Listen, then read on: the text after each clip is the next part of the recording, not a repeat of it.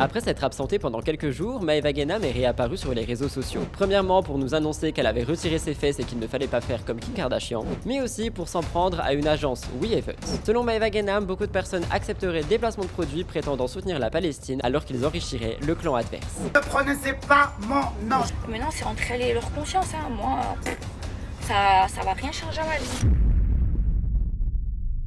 Qui vendent des produits qui appartiennent à des personnes, d'accord, qui cautionnent ce génocide.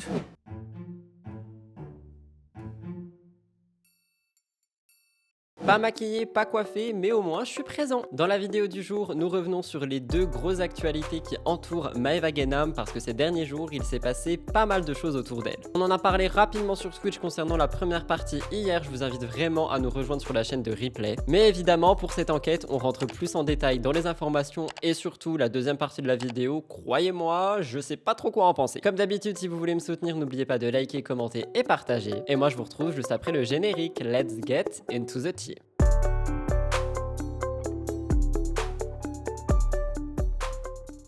Premièrement, nous avons eu un update sur les fesses de Maeva Genam. Oui, on parle vraiment de son postérieur ici. C'est le truc du week-end qui n'a pas pu être dans mon émission MTT. Maeva Genam a fait retirer ses fesses. On en avait déjà parlé, c'est vrai qu'il y avait déjà quelques semaines, elle se prenait beaucoup de critiques sur son physique, notamment à cause de photos qui ont été faites lors de son séjour en France en vacances, où on voyait sa silhouette qui, selon les internautes, était un petit peu étrange, voire difforme. Maeva Genam s'en était pris plein la tronche alors qu'elle avait juste posté des photos de son voyage. Et à ça, elle avait réagi, elle était très en colère et on en avait discuté, rappelez-vous. Je suis encore énervée, je vais sécher mes cheveux là, je suis encore énervée. Vous avez bousillé ma photo Instagram, les haters de merde. Mon cul, il vous emmerde. C'est prévu que j'aille retirer des fesses. C'est bon, on a compris, mes fesses, elles sont trop grosses, j'ai trop maigri, elles sont trop grosses par rapport à mon corps. C'est bon, j'ai compris, je le sais. C'est bon, arrêtez de me casser les couilles avec ça. Je parle pas pour mes bébés qui me suivent et tout, je parle pour les haters. Voilà. Mon corps, il vous emmerde. Maintenant, vous avez réussi à me faire me sentir mal à l'aise par rapport à ça. C'est prévu que j'aille me faire opérer pour retirer des fesses. Je suis en train de voir quel chirurgien peut me faire ça. Au moment où tout ça était sorti, nous on avait eu, quand je dis nous c'est ma communauté et moi-même, on avait eu une discussion qui était qu'il faut arrêter en fait de parler du physique des gens, qu'on peut s'inquiéter pour quelqu'un effectivement, mais là il n'y avait pas d'inquiétude, c'était juste pour dire que son corps était bizarre, qu'elle avait abusé de ci, abusé de ça, et pour la critiquer. Vous l'avez entendu dans les magnétos, Maeva Genam était très en colère par rapport à ça, et elle avait dit en clair que les haters avaient gagné et qu'elle allait bel et bien se faire retirer le postérieur. Et c'est donc ce qu'elle a fait avec une amie à elle, Salia, en Tunisie. De base, Maeva Genam, quand elle est allée là-bas, elle devait se faire une ponction de ses fesses pour retirer le produit qui est injecté. Elle disait de base, je cite, c'est rien, c'est sans anesthésie. Le problème, c'est que Maeva Genam a beaucoup trop abusé du produit qui est dans son derrière et par conséquent, c'était pas juste un petit truc sans anesthésie, elle a dû se faire opérer pour retirer le produit. Donc on n'est plus du tout sur une ponction, on est sur une opération. Le truc, c'est que j'ai envie de vous dire que c'était à prévoir. On l'a tous et toutes dit qu'elle avait abusé de ce produit et que si un jour elle souhaitait faire retirer du produit, malheureusement ça allait peut-être pas être aussi simple que ça. Et à travers son histoire, Maeva elle en profite pour faire un petit peu de prévention, pour prévenir les plus jeunes, pour prévenir sa communauté, de ne pas faire comme elle, de faire attention avec la chirurgie esthétique et la médecine esthétique et de ne pas en abuser comme elle a pu le faire. Elle dit, je cite, mais vous allez l'entendre, faites attention à la chirurgie. Prenez-moi en exemple, faites attention à ça. J'ai voulu avoir des grosses fesses, c'était horrible et disproportionné. Aujourd'hui, je me retrouve, même si c'est bien fait, à avoir des cicatrices sur les fesses. J'ai eu de la chance de pouvoir rattraper ce carnage. Regardez. Dans la gorge du cul carrément. Bref, j'étais super malade et tout. J'avais les ganglions, j'ai jamais eu ça de ma vie. J'étais toute faible et tout. Et bref, et je dois faire ma ponction. Une ponction en fait les filles c'est rien, c'est genre c'est sans anesthésie. Et genre ils te rentrent une aiguille, ils te tirent comme ça et le produit part. Donc moi j'arrive sans anesthésie et il me fait ça et tout. En fait, il me dit ça part pas, il y en a trop. Parce que quand il me le fait, ça dégonfle un petit peu, mais c'était pas le résultat que je voulais. Et là, du coup, il me dit il faut carrément opérer. Alors moi, je commence à stresser. Je dis non, je vais pas me faire opérer ici, c'est mort et tout. La vérité, trop peur et tout. Ça me rassure parce qu'elle a déjà fait ici et tout. Et finalement, je le fais.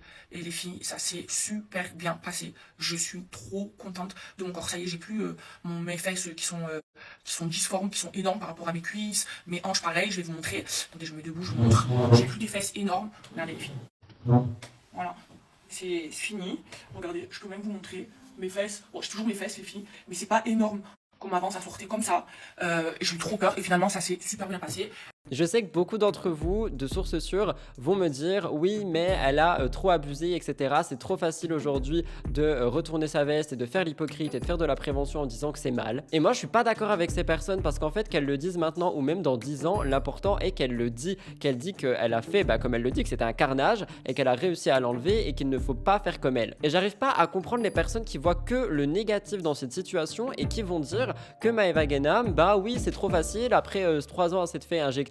Aujourd'hui, elle dit qu'elle regrette et non, on devrait pas l'écouter. Non, justement, moi j'ai envie de vous dire que c'est un exemple qu'elle a abusé, qu'elle a vu les répercussions et qu'aujourd'hui elle les retire. Si ça peut éviter à plein de jeunes femmes et hommes d'éviter de justement abuser d'injections, je trouve que c'est bien. Il faut savoir que ce n'est pas tout parce que Maeva Genam, elle veut vraiment aller vers un élan de naturel comme on l'a vu, même si encore une fois j'ai beaucoup lu de personnes dire que c'était trop facile de être comme ça après avoir abusé. Moi je suis pas d'accord, mais bref, c'est un autre débat. Et en fait, elle veut faire enlever ses sourcils. Alors attention, quand je dis enlever ses sourcils, c'est un détatouage parce que ses sourcils sont tatoués et elle est en train de se les faire enlever. Mais c'est vrai que Maeva est quand même sur beaucoup de naturel en ce moment. Elle se montre beaucoup sans filtre, sans maquillage, etc. Et je trouve que c'est quelque chose qui est quand même remarquable. Qu'on aime ou qu'on n'aime pas quelqu'un, le fait est que ici, dans cette première partie d'enquête, vous allez voir la suite, dans cette première partie d'enquête, moi je trouve qu'elle prend en maturité. Je trouve qu'elle a de bons messages à faire passer, qu'il y a de la prévention à retirer de tout ça et que ce soit Maeva Genam ou non, franchement, le message, il est quand même important. J'ai aussi vu pas mal de personnes dire qu'on voyait pas de différence. Alors honnêtement, je ne regarde pas les fesses de Maeva Genam en détail, donc c'est vrai que quand elle l'a montré, je me suis dit, elle a quand même encore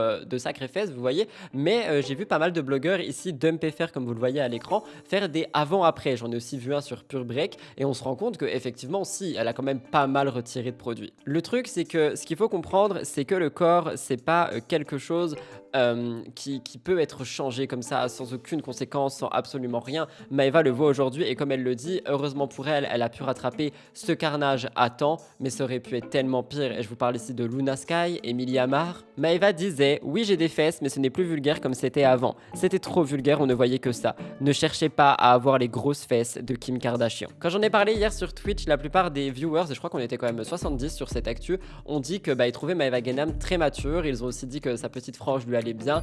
Mais comme je l'ai dit hier, il y a aussi eu d'autres choses et la suite de cette vidéo va vous faire pas mal réagir. Mais pour finir avec cette première partie chirurgie esthétique, honnêtement je le dis, elle fait de la prévention et c'est très bien parce qu'on peut dire tout ce qu'on veut, mais je pense que c'est le meilleur exemple justement pour en faire. Mais ce n'est pas tout ce qui s'est passé, il y a eu une sorte de cataclysme dans le monde des agences, des collaborations. Je vous raconte tout ça, j'ai vu toute l'actualité pour le coup sur le compte du blogueur Skyres TVR que je suis assidûment sur Instagram. Je le suis vraiment beaucoup parce qu'il est vraiment au courant de tout et surtout il parle pas que de télé, il parle aussi hors télé. Je vous le conseille si jamais vous le connaissez pas. Maeva Genam a décidé de tacler très fort We Evans, détenu par Wesley. Donc c'est un peu l'agence concurrente à Shona Evans, ou du moins c'est ce qui était dans le passé. J'ai vu ça passer sur le compte du blogueur comme je vous l'ai dit, je vous raconte tout. Pour faire simple, Maeva s'est exprimée, elle était très en colère, elle était énervée et elle a décidé de menacer les personnes, influenceurs, influenceuses qui collaborent avec d'autres personnes qui soutiennent le génocide qui est en train de se passer. On rappelle que Maeva Genam avait déjà pris la parole plus d'une fois en montrant clairement sa position pour la Palestine, et bien que ça soit quelque chose qui fasse discuter de tous les côtés, j'ai envie de vous dire qu'au moins elle reste sur ses positions et qu'elle défend son combat. Et d'ailleurs je trouve qu'elle partage encore aujourd'hui beaucoup de choses autour de la Palestine, donc malgré ce que beaucoup pensaient, ce n'est pas qu'une passade chez elle, la situation en Palestine la touche vraiment. Maeva Genam a voulu exposer l'hypocrisie de certains candidats, certaines candidates ou du moins influenceurs, influenceuses, parce que selon elle, ces personnes prétendent soutenir la Palestine et visiblement ce ne serait pas le cas étant donné qu'ils accepteraient des contrats et feraient manger, comme elle le dit, des personnes qui ne soutiennent pas la Palestine. Je vous laisse regarder. Je suis trop énervé ce matin. Et je vois quoi, des influenceuses qui soutiennent la Palestine, mais qui travaillent ou qui vendent des produits, qui appartiennent à des personnes, d'accord, qui cautionnent ce génocide. Ah, moi je peux pas. Moi c'est soit elles arrêtent toutes, soit je vais sortir tout. De toute façon vous savez de qui je parle. Soit je vais ouvrir ma gueule et je vais sortir les noms. Voilà, c'est parce que tu soutiens des personnes qui souffrent, qui sont dans la souffrance, qui sont en train de vivre un génocide, mais tu donnes de l'argent, tu fais manger des personnes qui le cautionnent, ce génocide. Ah non, moi je suis pas d'accord. Ah, moi je suis vraiment pas d'accord. Le blogueur Skyrest TVR continue ses confessions, ses informations et il dit que suite à la prise de parole de Maeva que vous venez d'entendre, il y a beaucoup de personnes qui ont mentionné 2 noms sur TikTok. Le premier est celui de Diva Rebecca, je vais vous expliquer qui elle est, et ensuite Camélia Benassia qui est donc la sœur de Nabila. En fait, il y a beaucoup d'internautes qui ont repris les extraits vidéo de Maeva et de son amie Salia et en dessous dans les commentaires, il y avait beaucoup de tags qui taguaient justement Camélia et aussi Rebecca. Pour vous parler de Rebecca en 2 lignes, je déteste faire ça parce que je préfère vraiment prendre le temps de me renseigner sur la personne, de vous en avoir parlé en détail, mais ici je ne peux pas le faire, donc je vous parle d'elle en 2 lignes, mais si jamais vous voulez une enquête sur Rebecca, n'hésitez pas parce que je trouve qu'il y a quand même beaucoup de choses à dire. Rebecca Rabi, plus connue sous le nom de Diva Rebecca, est une influenceuse, blogueuse qui est d'origine algérienne et qui a, comme je l'ai lu sur les médias, su enflammer internet avec des posts et des vidéos controversées sur Instagram et sur YouTube. Quand j'ai lu ça, j'ai trouvé que c'était pas très flatteur, donc j'ai fouillé un petit peu plus et je suis tombé sur beaucoup d'autres choses qui parlent de passés beaucoup plus sombres, de périodes dans sa vie qui ont été très compliquées. Je vais pas vous citer les termes, mais vraiment si vous voulez une enquête sur cette personne, si vous l'avez déjà vu passer, qu'elle vous intéresse, que vous voulez en apprendre plus, dites-le moi, je pourrais le faire sur Twitch ou sur ma chaîne YouTube, mais j'aime pas forcément présenter quelqu'un juste en 2 lignes quand on ne connaît pas cette personne. Et moi perso, je la connaissais pas, donc je me dis qu'il y a peut-être beaucoup de gens qui me suivent qui ne la connaissaient pas. Et concernant Camélia Benassia, comme je vous l'ai dit, c'est donc la sœur de Nabila. Enfin, la belle-sœur de Nabila, vu qu'elle est la femme de Tarek. Les présentations sont faites suite à la story de Maeva et au fait que beaucoup d'internautes taguent ces 2 noms. Rebecca a pris la parole en story. Elle a dit qu'elle ne se sentait pas visée, que si quelqu'un voulait dire son nom, qu'il le dise clairement et qu'elle n'était pas sur les réseaux pour faire du buzz ou peu importe, mais qu'elle était là tout simplement pour faire son travail, c'est-à-dire faire des collaborations, montrer sa vie, etc. Son travail d'influenceuse. Je vous laisse écouter. Ça peut être un petit peu pris second degré étant donné qu'il y a un filtre, mais je pense justement qu'elle a mis ce filtre pour dédramatiser la situation et dire qu'elle n'est pas dans le buzz. Ça, on parle une bonne fois pour toutes. Regardez, je suis pas dans le clash. Je suis pas dans ces trucs-là. Celle qui veut parler, elle parle. Moi, celle qui veut dire, elle dit. Celui qui veut dire, il dit. Moi, je vis.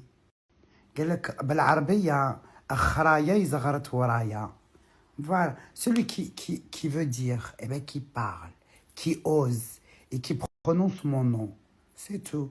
Elles disent, on travaille avec des sionistes, il y a des filles, il y a des vendus, il y a des ceci, il y a des cela. J'ai aussi vu Camélia Benassia réagir à ça via le compte du blogueur Skyrest TVR. En fait, elle est dans une voiture avec Wesley, il y a une musique qui passe et dans la musique, on peut entendre « Si tu m'attaques, je te réponds », mais surtout, elle est en compagnie de Wesley et elle le montre. Donc, c'est un petit peu quelque chose qui a été pris comme un pic. Je modifie la musique, mais je vous laisse écouter.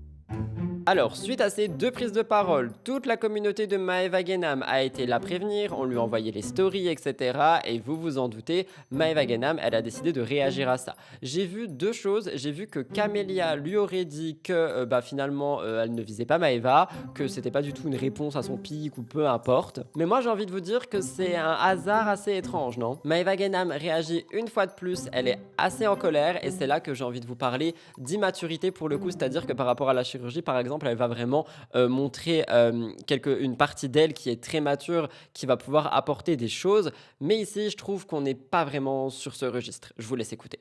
Pourquoi tu as crise de l'air? Qu'est-ce qui s'est passé? Je vous explique. Camélia, elle m'a joint, elle m'a dit non, mais je parlais pas de toi et tout. Non. Moi, je lui dis mes 4 vérités. Rebecca, elle m'a joint via Sarah. Pareil, je lui dis mes 4 vérités. Et Rebecca, je lui avais déjà dit mes 4 vérités.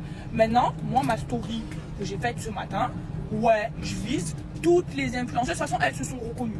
Voilà. Maintenant, elles m'ont dit qu'elles se sont pas senties visées. Tant mieux pour elles. Voilà. Ah là, je suis trop énervée. En plus, je sais que c'est leur daron, là, leur papa, qui les a envoyés. Mais moi, oui, moi, je suis pas d'accord avec ça. Je suis désolée. Moi, tu ne te sers pas de mes sœurs arabes, musulmanes, pour faire rentrer de l'argent, alors que, avec ce qui se passe là-bas en Palestine, je suis contre ça. Et de toute façon, ça, je lui dis, c'est 4 vérités. Alors, lui, je insulté, mais alors là, ce que je lui ai fait là, il commence même pas à faire le bois.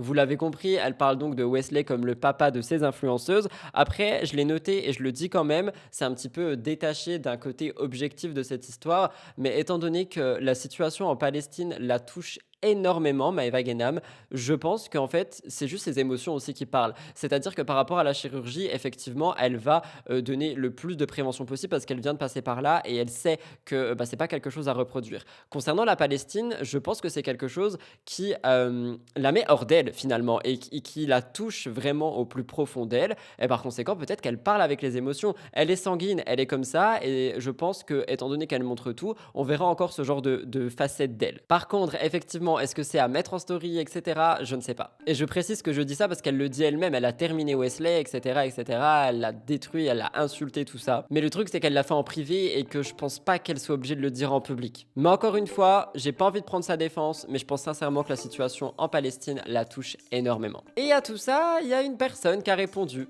Rebecca. Rebecca s'est énervée pendant de longues minutes en story. Skyres TVR a fait un petit condensé de 2 ou 3 stories, je crois. J'en ai pris 2 personnellement parce que je trouve qu'elles sont plus impactantes. Pour le reste, je vais vous citer un petit peu ce qui s'est passé. En fait, elle est très en colère. Elle insulte Maëva et aussi Salia, qui était son amie, mais on y revient, de, je cite, mal baiser. Mais surtout, elle parle d'une information que je trouve assez intéressante. Elle explique que si Wesley ne fait pas des actions en justice pour défendre Rebecca, pour aller porter plainte, etc., si elle n'avait pas d'avocat immédiatement, elle allait quitter l'agence. Honnêtement, de base, quand j'ai lu ça, je me suis dit qu'elle abusait un petit peu, que c'est pas à l'agence de faire ça. Mais finalement, si en fait, parce que l'agence, elle représente un talent, mais en plus de le représenter, elle est censée l'accompagner sur le juridique, sur ses droits, sur ses problèmes, les factures, le comptable, etc., etc., etc. Et le truc, c'est que du coup, là, Maëva, elle attaque pas forcément des personnes visées, ce sont ces personnes-là qui ont répondu. Par contre, elle le sait qu'elle attaque l'agence parce qu'elle l'a dit. Et du coup, je pense que c'est à l'agence de protéger les talents. Peut-être que je me trompe, mais moi, c'est ce que je pense. N'hésitez pas à me dire si vous pensez pareil ou si vous pensez totalement l'inverse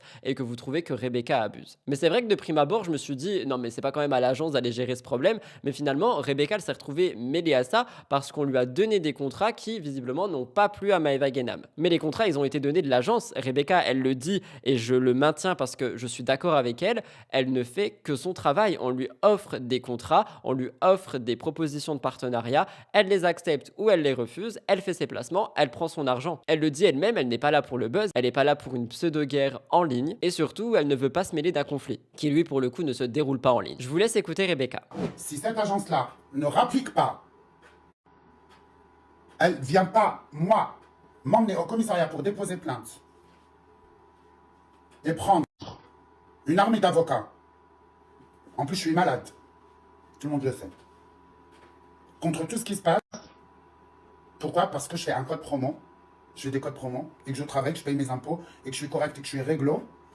Eh ben, je quitte dès maintenant cette agence. Et fuck. Je le dis et je le répète. Si l'agence n'agit pas par rapport à ses propos, parce que moi, mon nom, il n'a pas à sortir dans vos trucs de merde. Entre vous tous, là, les influenceurs Madine FR, qui puent. Voilà, je le dis. J'en ai marre de vous, j'en ai marre de votre haine, j'en ai marre. Vous êtes trop agressif, vous êtes trop dans le hein. Et je sais pas. Les gens du bled, ils vous lavent en fait. Moi, je vous le dis. Hein. Franchement, oh my god. Ne prononcez pas mon nom, j'en ai marre de vos conflits à la con. Zama Israël ou Palestine, ça date depuis 80 ans, Karib. Arrêtez.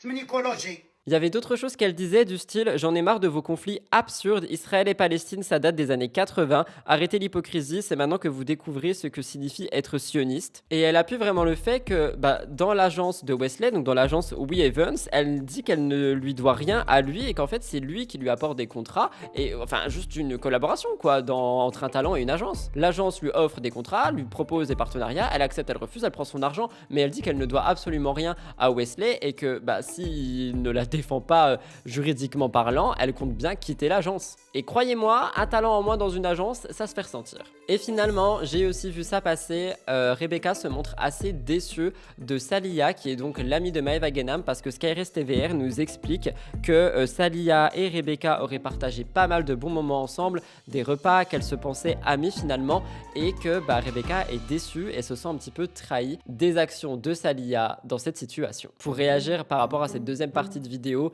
Je pense, j'espère me tromper, mais j'espère sincèrement pas que Maëva Guénam a repris la parole de cette manière en visant des gens pour faire parler d'elle et peut-être faire aussi vivre un petit peu son business. Parce qu'on peut pas nier que c'est quelque chose qui a été mis en avant aussi. Moi je vous dis que je pense qu'elle est vraiment touchée par la situation en Palestine, mais je vois aussi les autres personnes qui arrêtent pas de dire que peut-être elle en parle et qu'elle utilise la religion, mais également ce qui se passe en ce moment pour générer des vues story et du placement de produits. J'ai envie de me dire que c'est faux et qu'on est juste sur un être humain qui est touché par une situation et qui ne sait pas trop comment s'exprimer par rapport à ça, mais je vois tellement de médias, de personnes, de youtubeurs, de youtubeuses également dire que ça pourrait être uniquement pour générer des vues story et des placements de produits. Moi vous me connaissez, je crois en l'humain et je me dis qu'on a tous un petit peu de bon en nous et que peut-être ici Maëva est juste touchée par la situation en Palestine. Et puis finalement, Maëva Guénam a repris la parole. J'ai vu les stories de Rebecca pendant que j'étais dans l'avion. Écoutez bien, hein, les filles. Déjà, je vais vous dire quelque chose. Rebecca, c'était quelqu'un que j'aimais beaucoup. Je voyais très souvent sur les réseaux, elle me défendait et tout. Je l'aimais beaucoup. Et Salia, pareil. Elle m'a dit que du bien d'elle. Et même moi, je lui ai dit que du bien. J'ai toujours dit que du bien d'elle. Je l'aimais bien, maintenant je ne l'ai jamais vue. Mais je la connaissais des raisons. Bref. C'est elle-même qui a ouvert sa gueule. C'est elle-même qui s'est sentie visée. Et après, elle va faire ses stories là, longues de 10 minutes. C'est pas grave, je la laisse elle et sa conscience. Après, elle va pleurer, oh, je vais porter plainte. Et c'est bon, moi, je crois qu'il y a quelqu'un qui discute avec moi. Ils veulent appeler la police, l'armée, le JJPN, Macron. Appelez qui vous voulez, porter plainte. Vous inquiétez pas, j'ai des avocats moi aussi. Mais on se croisera. Et si elle s'est sentie visée, c'est pas pour rien. Maintenant, vous savez quoi? Les gens, ils font ce qu'ils veulent. Moi, j'ai dit ce que j'avais à dire parce que ça me tenait à cœur. Voilà, et parce que je dis ce que je pense. Après, les gens, ils font ce qu'ils veulent. En vrai de vrai. C'est leur conscience. Et maintenant, s'il vous plaît, les filles, n'allez pas les harceler. J'ai vu là vos messages et tout, n'allez pas le faire. C'est pas grave, c'est sa conscience. Et je vous jure, quand j'ai parlé, c'était bienveillant. C'était bienveillant parce que moi-même, j'avais Voilà, ce que j'ai dit, je le pense. Celles qui se sont senties visées, qui ont commencé à faire des stories, c'est que au fond d'elles, elles savent. Maintenant, c'est entre elles et leur conscience. Hein. Moi, ça va rien changer à ma vie. Mais la grande question dans tout ça, c'est vous en pensez quoi? Voilà tout le monde pour l'enquête sur Maëva Guénam qui revient sur les deux petites actus qui l'ont collé tout le week-end. N'oubliez pas de liker, commenter et partager. On se retrouve jeudi ou vendredi pour une deuxième vidéo enquête, dimanche pour la grande émission. Je le répète, mais je suis en live Twitch tous les jours, tous les soirs de la semaine, sauf le week-end, et les replays sont disponibles sur la première chaîne qui est citée dans la barre d'infos. Je vous souhaite un excellent début de semaine, prenez soin de vous. Love you guys, bye!